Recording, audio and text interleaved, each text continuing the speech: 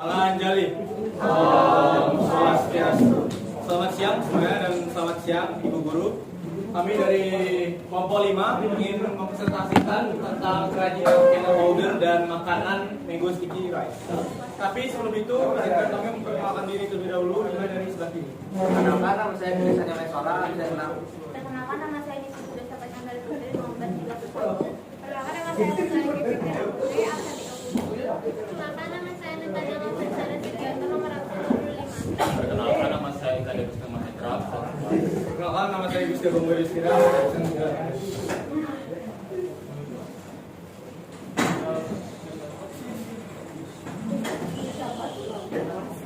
Jadi, pengertian candle holder. Candle holder biasa digunakan sebagai wadah meletakkan lilin berukuran kecil. Candle holder biasa digunakan pada acara-acara spesial seperti jamuan makan malam yang romantis, pesta pernikahan serta perayaan keagamaan. Di sini kami memanfaatkan kayu bekas untuk membuat candle holder. Nah, berikut ada analisis SWOT dari candle holder. Yang pertama ada kekuatan. Kekuatannya itu ramah lingkungan sehingga dapat mengurangi limbah dan bentuknya yang berbeda dengan candle holder lainnya. Kedua, kelemahan yaitu tidak sekokoh candle holder pada umumnya. Ketiga, peluang. Candle holder ini dapat mencuri perhatian para konsumen dikarenakan bahannya ramah lingkungan. Dan yang terakhir yaitu yang sama, yaitu banyaknya para pesaing yang dapat membuat candle holder yang lebih baik dan lebih kokoh dari candle holder daur ulang yang dibuat. Selanjutnya ada fungsinya. Yang pertama, itu tempat khusus untuk meletakkan lilin yang dapat mengurangi bahaya dari penggunaan lilin. Yang kedua, menambahkan kesan estetik.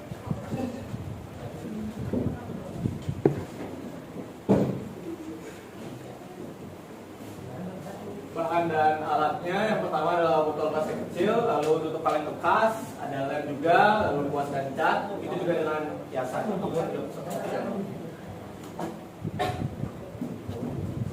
Dan berikut adalah foto dari candle holder.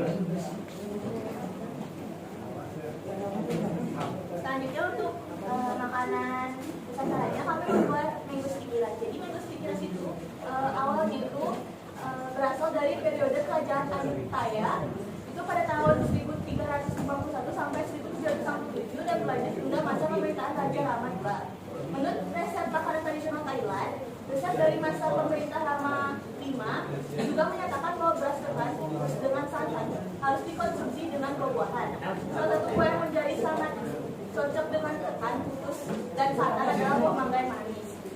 Nah, mango sticky rice itu merupakan hidangan penduduk Thailand yang terbuat dari beras ketan, mangga, dan santan.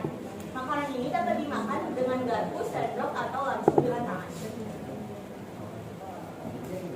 Selanjutnya bahan dari mango sticky rice ini yang pertama itu 1 buah mangga manis, yang kedua itu setengah beras ketan, yang ketiga setengah kotak santan instan cair, yang keempat ada 100 ml air, yang kelima ada 1 sendok garam, yang ke 2 sendok teh gula pasir, 7 1 sendok teh maizena, lalu diaduk dengan 1 sendok makan air. Lanjut cara membuatnya, yang pertama ada kukus ketan selama 20 menit. Setelah itu taruh ketan di wadah dengan serenyuh, lalu tuang santan.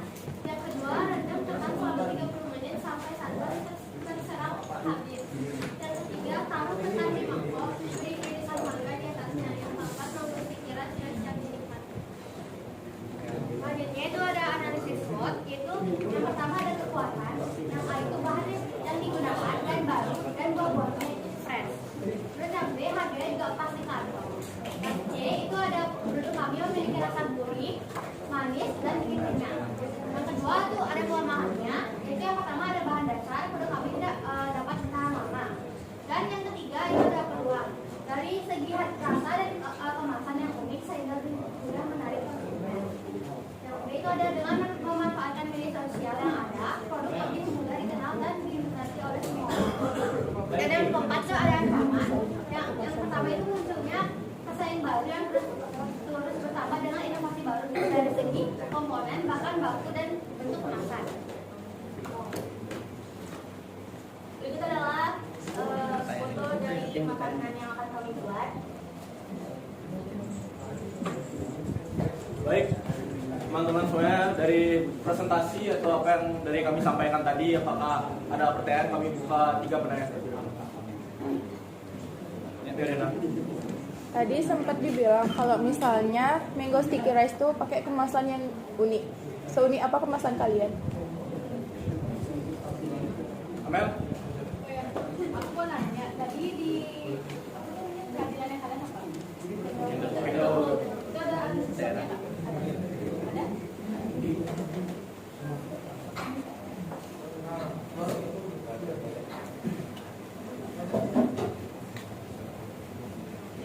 Aku tanya ya.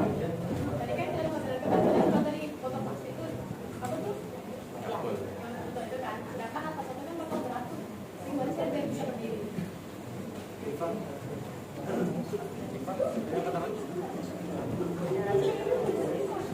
Mango sticky rice itu asalnya dari mana? Ayo.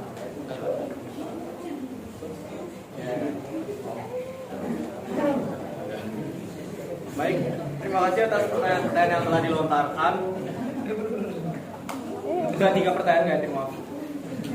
Dari pertanyaan berikut, persilakan kami untuk diskusi terlebih dahulu.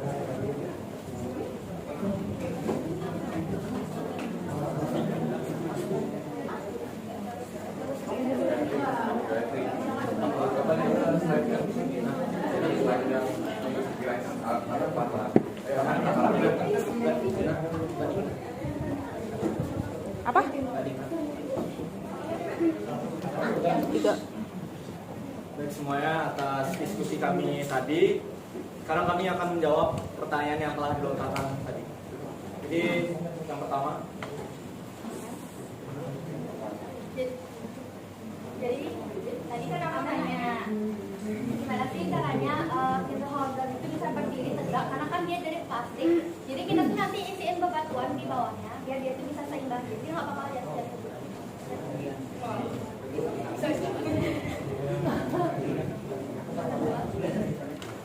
boleh dinam.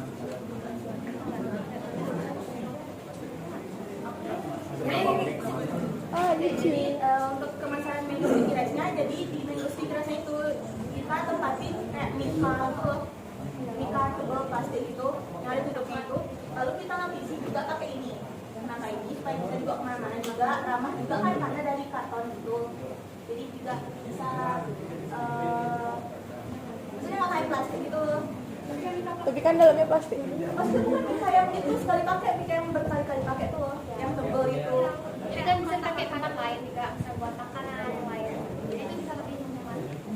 Dan juga tadi depannya bakal dikasih kayak semacam gambar dan tulisan yang lucu juga, jadi bisa menarik dan orang lain. Gambarnya tuh gambar dari produknya. Ya. Ya.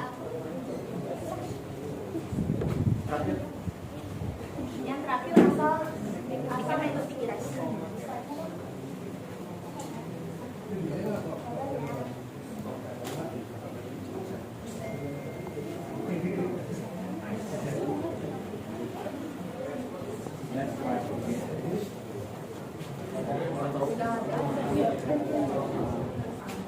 Jadi pertanyaannya tuh dari mana sih asal dari mango sticky rice? Jadi tadi aku udah jelasin kan, mango sticky rice itu hidangan penduduk Thailand di mana sejarah baik awalnya itu berasal dari periode kerajaan Ayutthaya tahun 1351 sampai 1360 yang berlanjut hingga masa pemerintahan Raja Dua.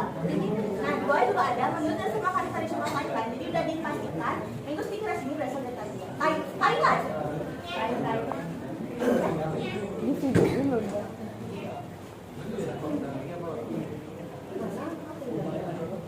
baik dari jawaban yang telah kami sampaikan, apakah ada yang ingin bertanya lagi? Ya 3 itu. Pilih. Ya Gayatri. Jadi yang di kerajinan kita holdernya itu kan pasti pakai lem gambarnya kan. Itu kalian pakai lem apa? Itu gimana caranya biar rapi kayak gitu?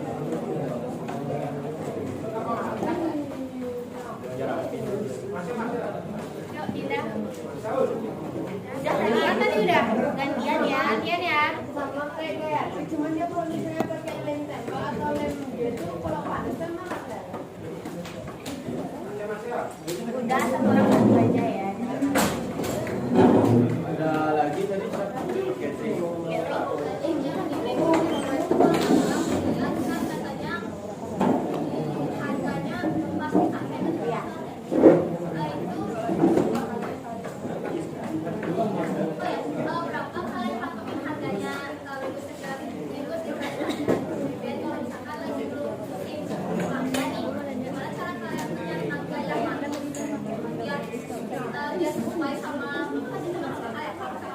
Gimana cara kalian tuh biar pas sama harga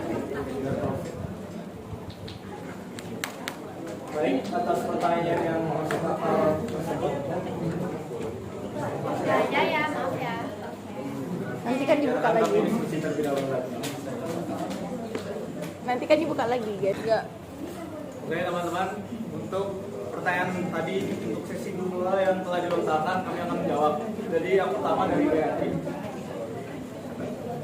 Jadi yang pertama dari kayak di lem apa yang dipakai itu bakal kita jadikan dulu sama kayak pertanyaannya yang dari Dinda. Jadi lem yang dipakai itu lem tembak. Dari preferensi video yang kita dapat dari DIY-nya kita lihat sendiri kalau misalkan dia pakai lem tembak. Dari itu nggak bakal bikin meleleh botol yang kulitnya. Jadi itu bakal tetap kuat dan botolnya pun kan agak tebal, dia nggak setipis botol. Jadi pakai lem tembak. Saya menurut tapi kan biasanya lem tembak tuh kayak agak rapi. Oh, yang kayak Jadi kalau kita yang dari yang kan botol lebar kan atasnya kecil yang besar. Jadi kita kayak nyusun dari yang besar ke kecil, yang kecil ke besar, bisa kecil gitu loh. Jadi kayak lurus gitu nggak. Saya ngerti. Juga sama tuh. Lalu untuk pertanyaan Gayatri adalah apabila sebuah bahan yang kita butuhkan yaitu mangga, kalau misalkan emang nggak musimnya, bagaimana cara kita jualnya dan bagaimana agar tetap profit gitu kan dari inti pertanyaannya. Jadi awalnya tuh gini, kalau misalkan kita intinya pengen bikin dari bahan utama yaitu minggu sticky rice itu kan otomatis sudah jadi bahan utama. Kalau misalkan pertanyaannya itu adalah gimana kalau misalkan kalian jual pas lagi nggak musim mangga dan dengan cara biar dapat keuntungan yang untung lah intinya gitu kan ya. Jadi logikanya itu kalau misalkan bahan pokok kita sedang naik karena tidak musim, jadi yang kita lakukan adalah kalau misalkan musim, mangga yang kita patok itu harganya itu 17.000 agar profit. Oke. Lalu terus kalau misalkan nggak musim itu otomatis mangga yang kita jual itu, mango sticky rice yang kita jual itu otomatis meningkat. Kenapa? Karena bahan pokok yang lagi nggak musim itu kan naik. Jadi otomatis itu biar dapat profit. Apakah dari ketiga pertanyaan tadi penanya bisa menerima jawaban kami? Ya kalau nggak bisa silakan ditanyakan. Ya. Kalau aku bilang, kayak kalau misalnya mangga nih, itu kalau misalnya di Amazon kan masih mahal, terus dinaik harganya. Terus kalau misalnya aku kan sebagai mangga nih, aku yang udah biasanya harga 17.000 tuh tiba-tiba naik, itu tuh bisa aja kalian itu bisa kehilangan pelanggan karena kenaikan harganya itu. Dan gimana kalian cara menanggapi hal itu agar tidak terjadi? Ulang. Kan nanti harganya naik tuh. Kalau di tempat aku sendiri itu kalau misalnya nih sebagai pelanggan, nah itu yang awalnya dari harga 17.000 langsung naik. Nah itu tuh gimana? Aku sih kayak milih buat nyari yang lain yang lebih murah lagi karena punya kalian tuh ditingkatkan harganya. Nah, gimana cara kalian biar usaha kalian tuh pelanggan-pelanggannya itu nggak hilang itu karena kenaikan harga kalian? Itu aja. Iya. Udah sih. Cukup?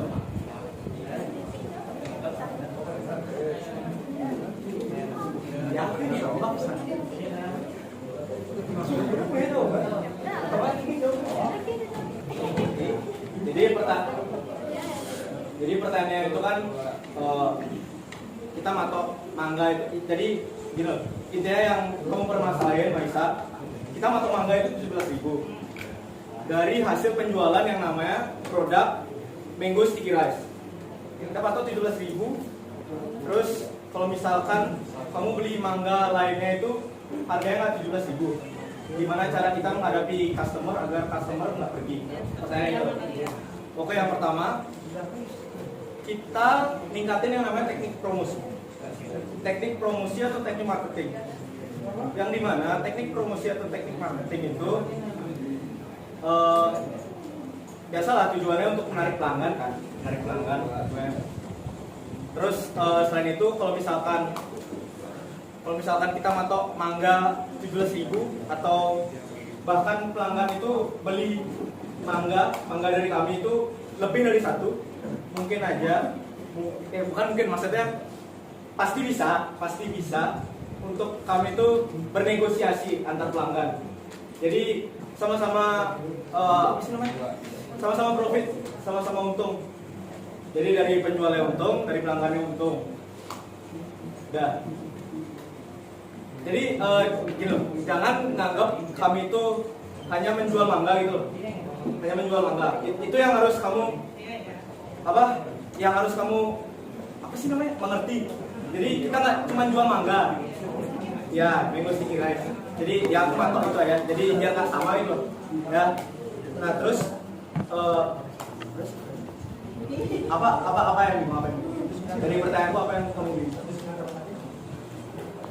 Yang masih kurang mengerti? Misalnya kita pakai mangganya yang lain, saya pakai kualitas kulitnya dulu.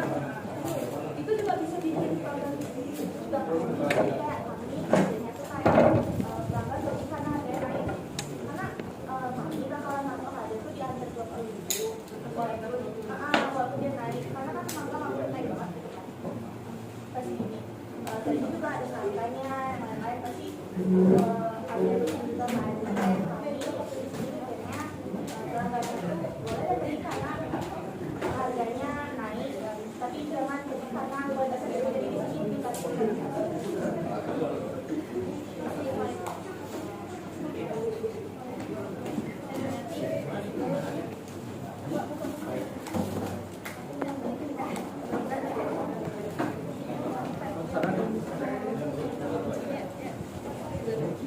Baik, cukup atas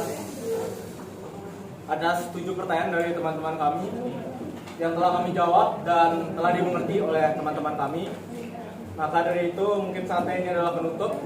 Maka dari itu kami berterima kasih atas mendengar presentasi atau penjelasan yang telah kami sampaikan tentang produk kami. Maka dari itu izinkan kami untuk menutup untuk para mesanti. Oh, santi.